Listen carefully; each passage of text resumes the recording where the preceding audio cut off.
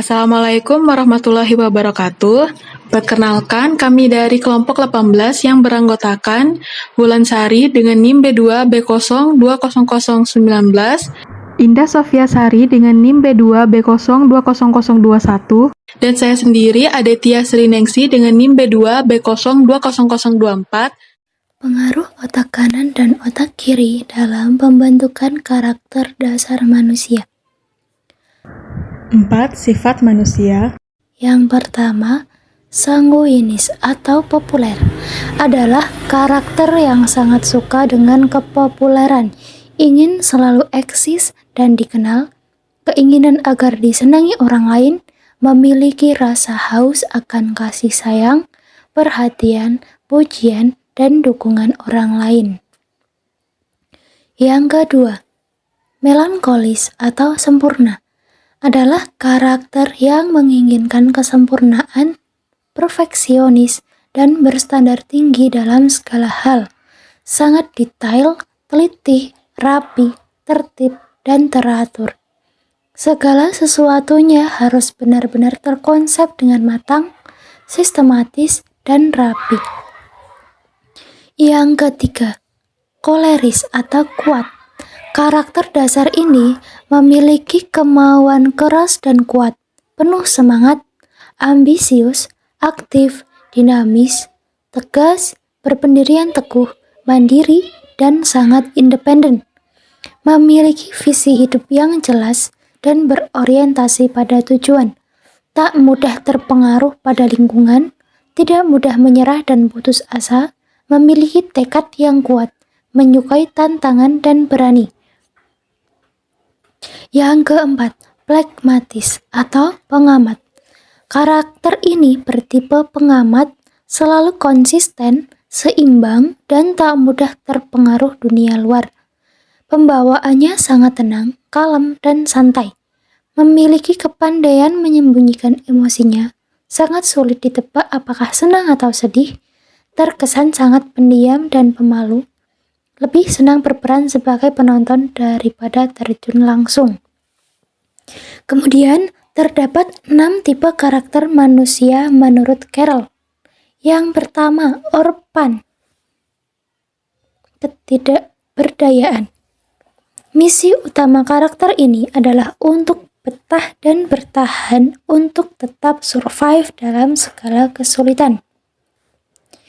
Yang kedua, wanderer, tidak bisa diam. Misi utama karakter ini adalah untuk menemukan jati dirinya dalam komunitasnya. Yang ketiga, warrior. Warrior ini memiliki sifat untuk bersaing, bertempur, dan berkelahi. Misi utama karakter ini adalah untuk menunjukkan pembuktian kepada lingkungannya bahwa dirinya bernilai atau sangat berharga. Yang keempat, altruis, memiliki sifat suka menolong. Misi utama karakter ini adalah untuk mengabdikan diri untuk lingkungannya dengan kemurahan hati yang ia miliki. Yang kelima, innocent, memiliki sifat merdeka dan tidak punya utang, bebas merdeka.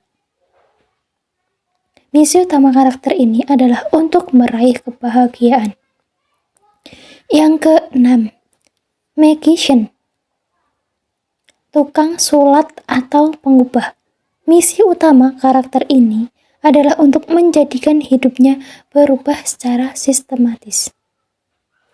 Selanjutnya yang ketiga, bagian otak menurut Paul terbagi menjadi 3, yaitu 1. Bagian otak brain system atau otak reptil. Bagian ini mengatur fungsi dasar manusia termasuk pernafasan, denyut jantung, mengatur suhu tubuh, mengatur proses pencernaan, dan merupakan sumber insting dasar manusia.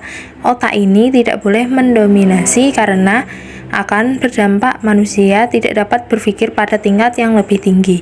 Kemudian bagian yang kedua yaitu sistem limbik atau otak mamalia.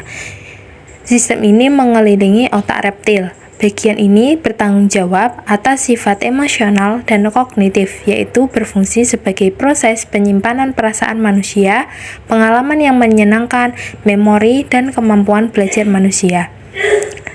Kemudian yang ketiga yaitu neokorteks, berada di bagian paling atas dan sisi-sisi sistem limbik. Bagian ini mengatur pesan-pesan yang diterima melalui penglihatan, pendengaran, dan sensasi tubuh manusia atau panca indera, menghasilkan proses pengaturan penalaran, berpikir secara intelektual, pembuatan keputusan, perilaku waras, bahasa, kendali motorik sadar, dan ideasi nonverbal.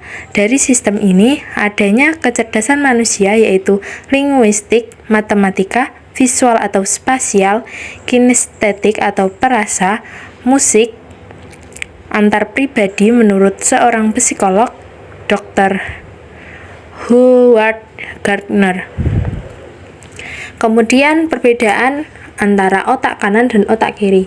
Dimulai dari otak besar yang merupakan bagian yang memproses semua kegiatan intelektual seperti kemampuan berpikir, menalar, mengingat, membayangkan, serta merencanakan masa depan.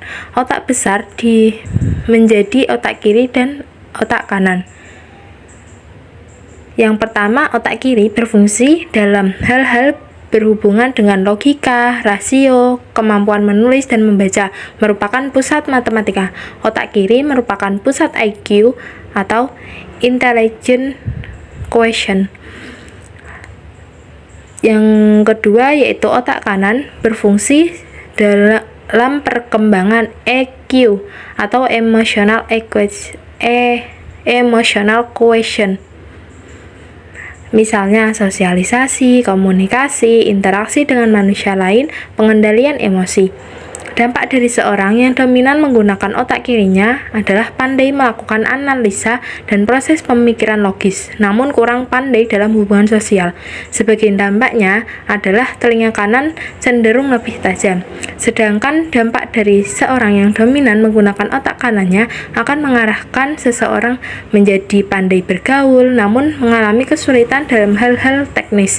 Keseimbangan untuk optimalkan kedua otak di atas akan menjadikan seseorang yang cerdas sekaligus pandai bergaul atau bersosialisasi. Oleh karenanya, kita perlu melatih diri untuk melaraskan dan mengaktifkan kedua belahan otak melalui pendidikan karakter. Materi terakhir yaitu implementasi karakter dasar manusia. Yang pertama yaitu implementasi nilai karakter. Implementasi pendidikan karakter akan efektif jika melibatkan seluruh manusia. Contoh implementasinya yang pertama, guru menjadi sumber inspirasi anak didik. Yang kedua, kebiasaan melakukan dialog internal untuk melatih penginderaan menjadi lebih baik. Yang ketiga, mengaktifkan coping teknik atau teknik kepala dingin efektif yang terasa melalui berbagai pengalaman hidup. Yang keempat, belajar bereaksi positif dan konstruktif dan menganggap sebagai tantangan hidup untuk selalu mencari tindak lanjutnya. Yang kelima, action adalah unsur penting dalam kecerdasan emosi, tidak mandek pada tingkat awal saja. Karena many people can see what's wrong, but they stop there and don't move on the positive action as follow through. Yang kedua, ada implementasi dalam matematika, yaitu sebagai seorang guru juga memiliki peran dalam membentuk karakter siswa. Pada dasarnya, kegiatan pembelajaran matematika, selain menjadikan siswa menguasai kompetensi atau materinya, yang ditargetkan juga dirancang untuk menjadikan siswa mengenal, menyadari atau peduli, dan menginternalisasi nilai-nilai dan menjadikan perilaku. Nilai-nilai karakter yang dapat dikembangkan adalah berpikir kritis dan logis, rasa ingin tahu, toleransi, bertanggung jawab, mandiri kreatif, jujur, menghargai karya dan prestasi orang lain, dan disiplin. Sekian penjelasan materi kami tentang pengaruh otak kanan dan otak kiri dalam pembentukan karakter dasar manusia. Apabila ada kesalahan, mohon maaf. Wassalamualaikum warahmatullahi wabarakatuh.